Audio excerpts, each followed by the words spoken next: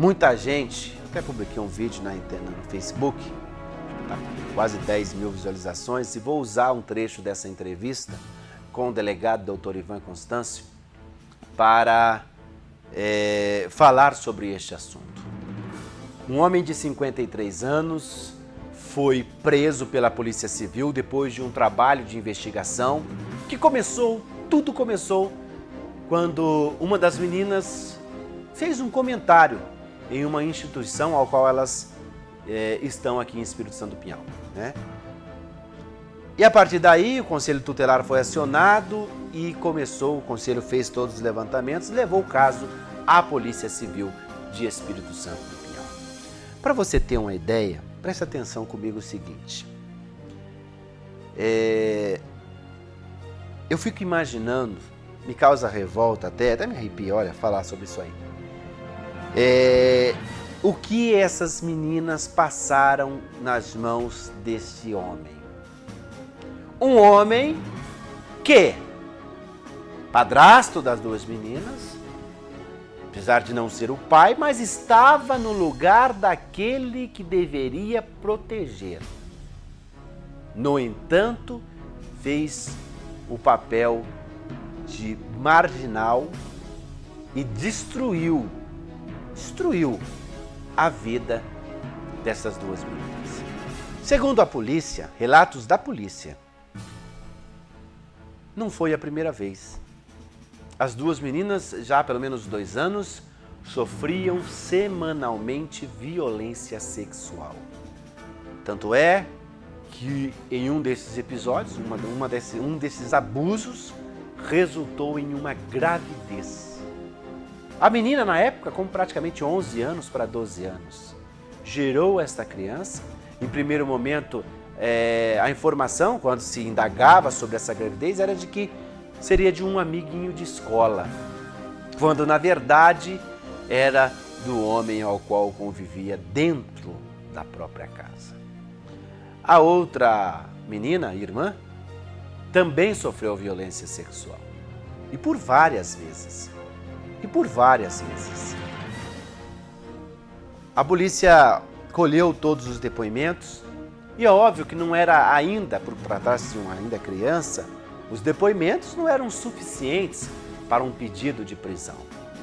A polícia então resolveu pedir um exame de DNA para comprovar se a menina, como era a suspeita, realmente era a filha deste indivíduo.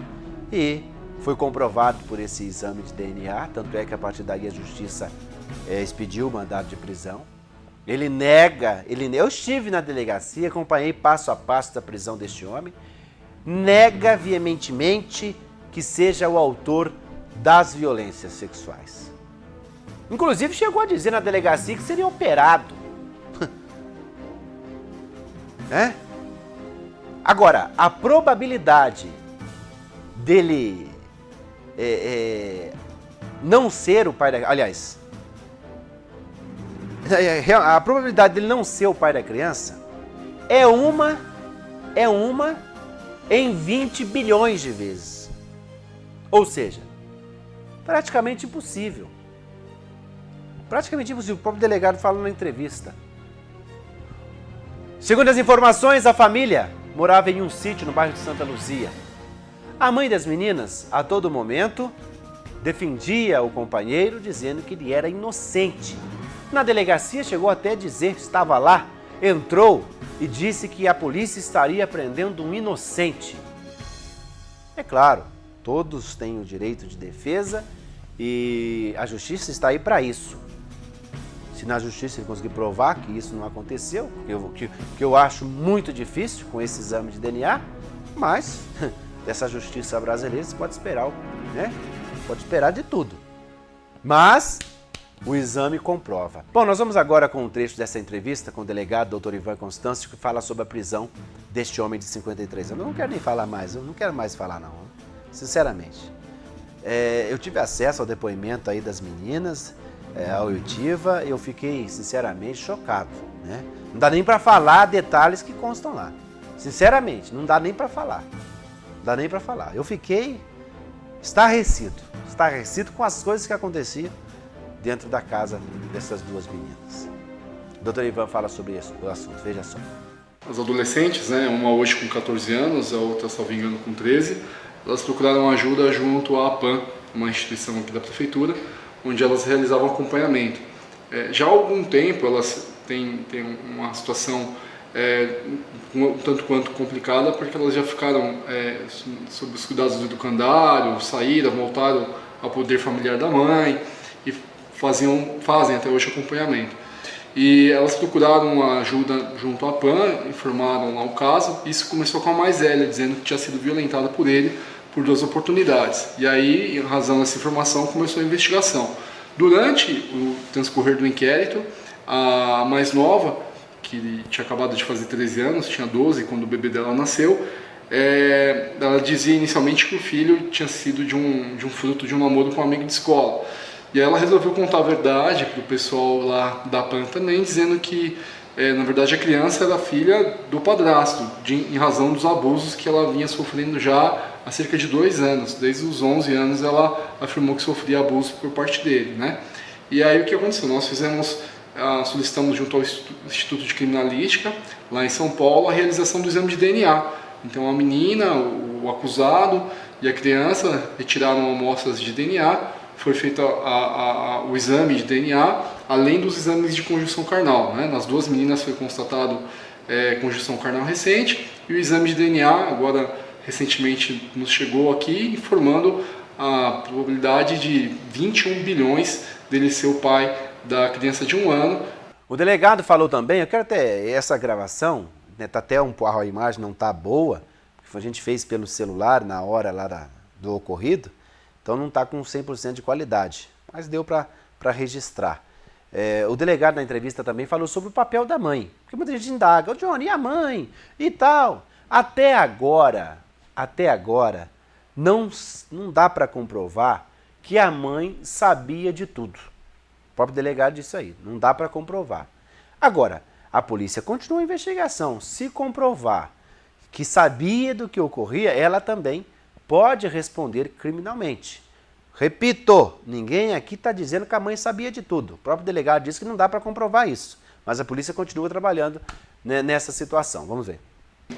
Nós chamamos das pessoas que têm a posição de garantes, né? A gente fala isso, pessoas que têm um dever legal de cuidado, no caso a mãe, alguma coisa nesse sentido. A mãe ela tem um dever de cuidado. Se a mãe, de forma intencional, conhecendo, sabendo do que se passa, ela se omite, ela pode responder sim, né? Na forma comissiva, que a gente chama, na forma omissiva do crime. Mas no caso, até o momento não está comprovado de que ela tinha ciência. As meninas não foram categóricas em afirmar isso, né? Elas deixaram algo nas entrelinhas, é difícil de poder tirar, e aí ao acompanhamento psicológico e tudo mais para nos auxiliar. E a mãe nega veementemente de que sabia, inclusive ela diz que as meninas estão inventando, ela até agora, não sei se você acompanhou no momento da prisão, ela afirma de que as meninas estão inventando todo o contexto de que o marido dela é inocente, né?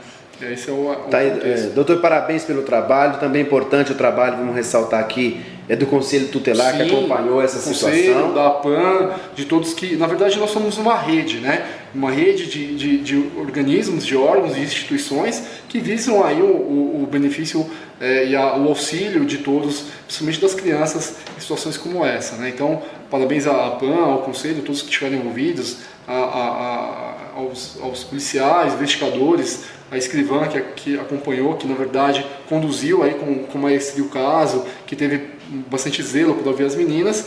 Enfim, é um trabalho em conjunto. Olha, por isso que é importante, já vou encerrar o programa, é importante que os tios, avós, as mães estejam atentos. Porque nesses casos, 95% dos casos de violência sexual vem daquela pessoa que você menos espera. É como no caso desse homem, todo mundo não esperava, ninguém esperava. Realmente, isso é comprovado por estudos que vem daquela pessoa que você menos imagina. Por isso tem que estar atento. O papel dos professores, dos educadores, é muito importante, porque muitas vezes a criança não se abre com a mãe, por medo, porque muitas das vezes tem a ameaça, né? Existe.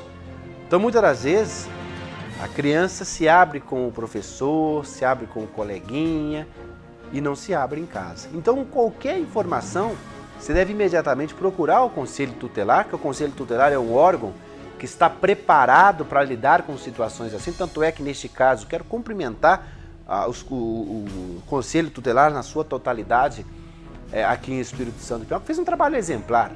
Muitas vezes o Conselho Tutelar é taxado, né? Isso, aquilo. Mas o Conselho Tutelar acompanha vários casos que não vêm para a mídia. Não toma notoriedade.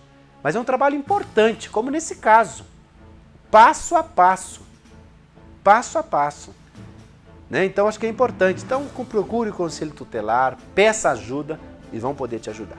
Certo? Fica aí. Olha, eu não vou nem falar mais nada, porque, na verdade, se eu for falar tudo que está aqui, tudo que eu quero falar, né, é bem capaz de quem ser punido sou eu. Então, não vou falar nada, porque eu gostaria de falar poucas e boas.